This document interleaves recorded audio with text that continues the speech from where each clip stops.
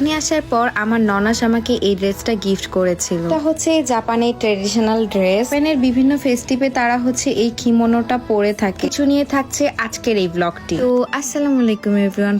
প্রথমেই বলুন যে আমাকে আজকে কেমন লাগছে। আজকে আমি জাপানিজ ট্রেডিশনাল ড্রেস পরেছি, আর এই ড্রেসগুলোকে বলা হয় কিমোনো। আজকে আমরা দেখতে যাচ্ছি ফায়ারওয়ার্কস। মেইনলি জাপানে হচ্ছে ফায়ারওয়ার্কস কে বলা হয় হানাবি। মেইনলি এই ফেস্টিভটা হচ্ছে সামারে হয়ে থাকে। আমার ননাসের বাসার কাছে হচ্ছে হানাবি হবে, এই জন্য আমরা তাড়াতাড়ি করে রেডি হয়ে বিকেল বেলায় চলে গিয়েছিলাম বাসার কাছে, এই জন্য আমরা হেঁটে হেঁটেই চলে যাচ্ছি। এই যে কিমোনো ড্রেসটা পরেছি, জাপানিজরা তাদের বিভিন্ন ফেস্টিভে হচ্ছে এই কিমোনো ড্রেসটা পরে থাকে। ড্রেসগুলো কিন্তু হচ্ছে ছেলে মেয়ে দুজনেরই আছে। আমাকে এই ড্রেসটা আমার ননাস গিফট করেছিল। ওর বাসার পাশে তার প্রতিবেশী হচ্ছে জাপানিজ একটা আন্টি, তিনি হচ্ছে আমাকে এই ড্রেসটা পরিয়ে দিয়েছে। আমার এই ড্রেসটার সাথে এই পটলি ব্যাগটা ছিল। আর সবাই কমেন্ট করে জানাবেন যে আমাকে এই ডিফারেন্ট ড্রেসে কেমন লাগছে। আর আজকে আমি একটু মেকআপটাও করেছিলাম জাপানিজ স্টাইলে। এখানে আমাকে নিজেকেই মনে হচ্ছিল আমি একটা পাখি। আমি এই ফেস্টিভটা এই সেকেন্ড টাইম হচ্ছে দেখতে যাচ্ছি। ফার্স্ট টাইম যখন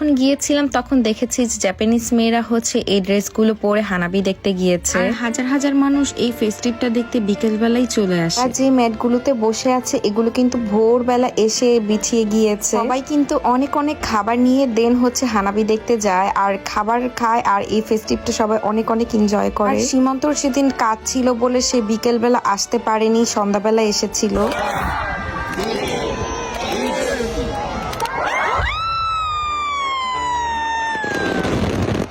7:30 বাজে এই ফায়ারওয়ার্কসটা শুরু হয়েছিল। টানা 1 ঘন্টা এই ফায়ারওয়ার্কসটা হবে। ফায়ারওয়ার্কসটা সবসময় নদীর মাঝখানে হয়ে থাকে। নদীর এপার এন্ড ওপার দুপাশে মানুষ বসে কিন্তু এই ফায়ারওয়ার্কসটা এনজয় করে অনেক বেশি। এন্ড ট্রাস্ট মি, ভিডিও থেকে সামনাসামনি দেখতে অনেক অনেক সুন্দর ছিল। এদিন আমরা কোনো ম্যাটই বিছাইনি, ডিরেক্টলি ঘাসের উপর বসে গিয়েছিলাম। জাপানিজ যখন দেখেছে যে আমি ঘাসের মধ্যে বসে আছি তখন তাদের ম্যাটে আমাদেরকে বসতে দিয়েছিল। ট্রাস্ট মি, অনেক অনেক এনজয় করছিলাম।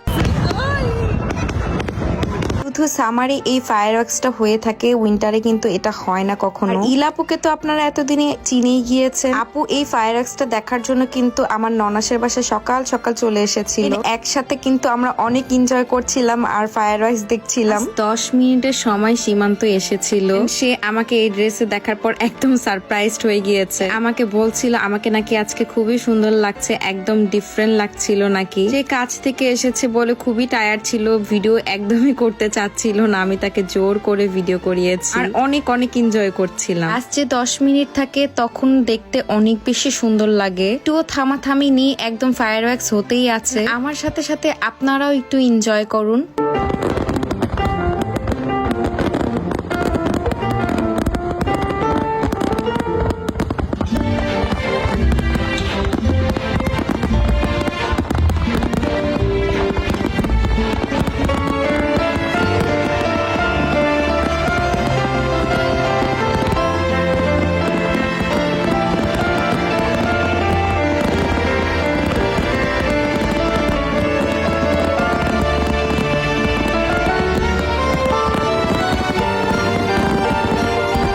শেষ হয়ে গিয়েছে, এখন আমরা বাসায় চলে যাচ্ছি। নাফি তো একদম মামার কাঁধে করে বসে বসে বাসায় যাচ্ছিল। এটা পরে হাঁটতে আমার অনেক অনেক কষ্ট হচ্ছিল আর প্রায় খুলেও গিয়েছে ড্রেসটা। এবেলা যখন ইলাপুকে আমরা বাসায় দিতে গিয়েছিলাম, আপুর হাজবেন্ড এই ড্রিঙ্কসটা আমাদের জন্য এনেছিল এন্ড অনেক মজা লেগেছে। ভিডিওটি এখানে শেষ করছি, আশা করছি আপনাদের কাছে অনেক পছন্দ হয়েছে। আমার পেজে কিন্তু লাইক এন্ড ফলো করতে ভুলবেন না। সবাইকে আল্লাহ হাফেজ।